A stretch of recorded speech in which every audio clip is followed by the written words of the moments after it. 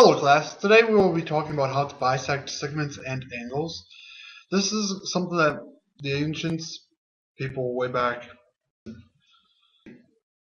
so a very long time ago, thousands of years, they were already able to bisect angles and segments without using anything other than a compass and a straight edge. They didn't even need to use a ruler to be able to bisect angles or to bisect segments. They could actually get halfway between, guaranteed.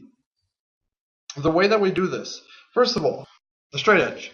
They use something without any markings on it whatsoever, just a stick. That was straight. The first thing that we're going to do is we're going to construct just a regular segment bisector. So first of all, I'm going to do a segment. I don't know what the length of my segment is, but I know that I can get halfway between, pretty much guaranteed. Now, I'm going to need to take my compass, and I'm going to need to open it up to a width that's larger than halfway through. So what I'm going to do here now is I'm going to put my marker here, and I'm going to trace part of my arc over here, and then I'm also going to trace part of my arc down here without moving the compass. Then what I'm going to do is I'm going to move my compass to the other point, making sure not to move this part of it. And I'm going to put it down on this dot, and I'm going to do the same thing as before. Oops, gotta hold it in place. And I'm just going to go to where they cross. That's the only part I really care about. And at this point, I'm going to draw a line segment that connects the two. This line segment that I just drew, this blue line segment I just drew, is a segment bisector. Let's put a few points up here so that way we can call these by name. Segment CD is a bisector of segment AB. I can say this pretty confidently, and I haven't measured anything. I know for a fact that these two should be congruent. Now, just to prove to you that what I did is actually true, let's use metric because that's a little bit easier to measure in.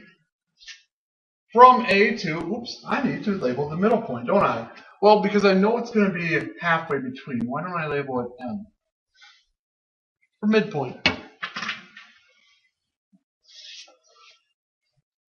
Right here where my finger stops. So if I would go right here and just put it down right there, you'll see that it's pretty much identical to when I do it right here.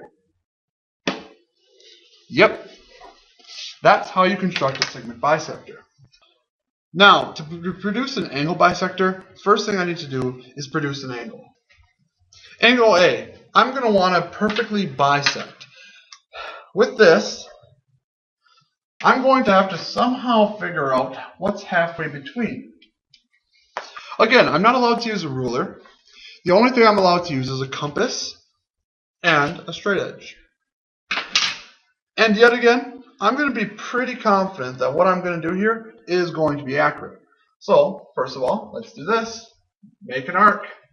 Where it crosses this line, I'm going to draw just a little bit of my arc, and then over here, same thing. I'm just going to draw a little bit of my arc. I now have two reference points to go from. I can continue to use this big of an angle, but I can change it at this point if I wish. I'm going to change it to about here. And just like before, I could make a full arc, but I'm really only interested in it over here. So let's go to about there. I did move it a little bit by mistake, but that should be good enough. Same thing over here. I put it on that intersection I made before. And I'm going to, again, draw my arc. Where they cross, again, is the important point. This is a point right here that lies on the angle bisector. So if I call this B here, point B is on the angle bisector. Let's just connect point A to point B and see if it actually does divide the angle in half.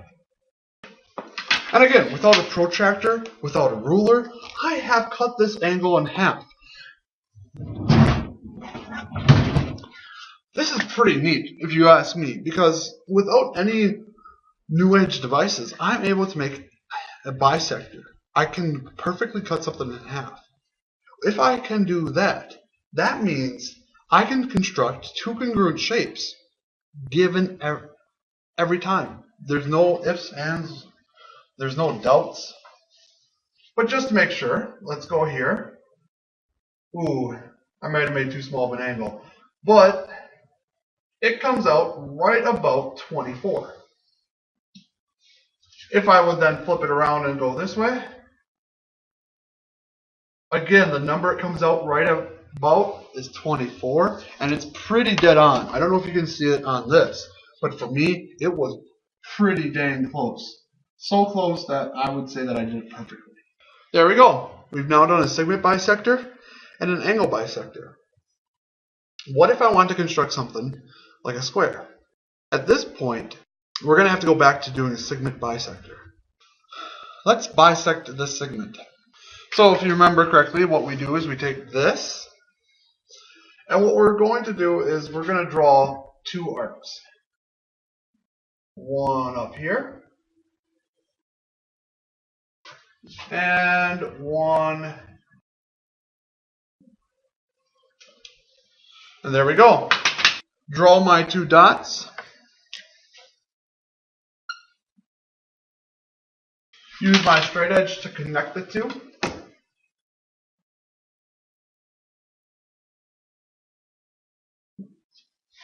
And I now have my segment bisector. Now, at this point, there's two things I could do here. This line segment is actually not only a segment bisector, but it's also perpendicular. That's right, it's at a right angle. So if we look, I actually have one corner of my square already done. At this point, we're going to erase this part. And now it's time to pull back out my compass. And I'm going to measure this length right here. And this is the length I'm going to use. I'm going to bring it in an arc fashion. And it looks like I'm going to have to extend my segment just a little bit, so that way it's a corner of my square. Also down here, I accidentally erase some of it every time I put it down. So right there.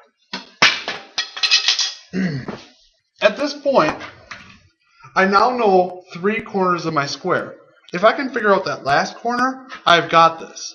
So what I'm going to do is measure this distance here, using this, putting my compass down, and making an arc that will go out over here. I'm going to do the same thing for this corner up here, however it should be the same length, and it is. And I'm going to come out and I'm going to mark over here. I have now found the last corner of my square. I'm going to erase all of these arcs now, so that way it's going to be a little bit clearer. And now I'm just going to connect to that dot. And now I'm just going to connect to that dot. Oops, that wasn't as straight as it should have been. Oh well. And I have a square. That is how you can construct a square, guaranteed to be a square, without using a protractor or a ruler. Just a straight edge and a compass. Just to test if I am right, I'm going to again pull out that meter stick and see how close we are to each length. Here, I have 20 centimeters about. Here, oh, okay, I got a little bit long. It's about 12, actually I'm a little bit short. 19.8. Here, 20 on the dot, and over here, again, it looks like I might be a little bit short, 19.8. So it must be because I didn't draw from the top. I'll leave you to try to figure out how to do the equilateral triangle. Otherwise, this is just a kind of a all session with what you can design or draw using only a straight edge and a compass. Good luck. Till next time.